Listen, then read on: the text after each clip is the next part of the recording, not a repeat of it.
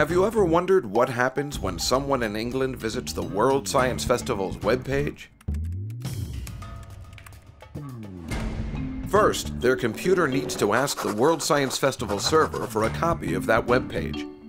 The computer sticks this request into a virtual envelope called a packet, wrapped with specific information about that request, including the World Science Festival's IP address. The computer sends this packet out of the house and below the street via large underground copper wires. It passes through small regional networks before ending up here at Telehouse North in London.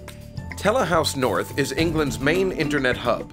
The IP address on this packet tells the hub that the World Science Festival server is actually in Los Angeles.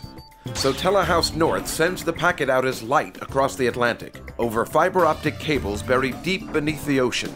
The packet ends up here, 60 Hudson Street, New York City, the largest internet hub on the East Coast. This hub sends the packet through a series of regional networks connecting New York to Los Angeles, where the World Science Festival server resides.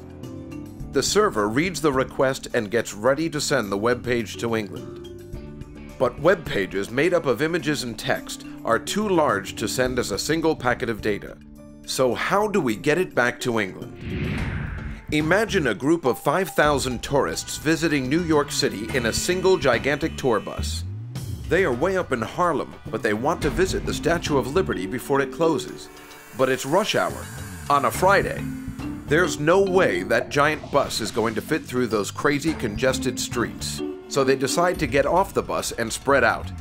Some take the subway, some take cabs, a few rent bikes, and some even take kayaks down the Hudson River. How they get there doesn't matter, as long as they get there on time.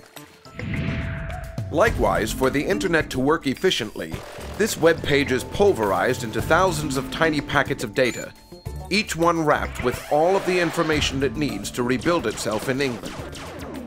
The packets are sent to LA's One Wilshire hub, which checks the traffic report before sending them off.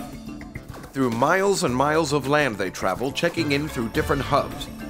Like our New York City tourists, those packets don't care how they get there, as long as they get there as fast as possible. Most of them will go through 60 Hudson in New York, where they are redirected back to England as light, riding a fiber of glass as thick as a silver dollar. Then back on copper wire, through regional British networks until all the packets reach their destination and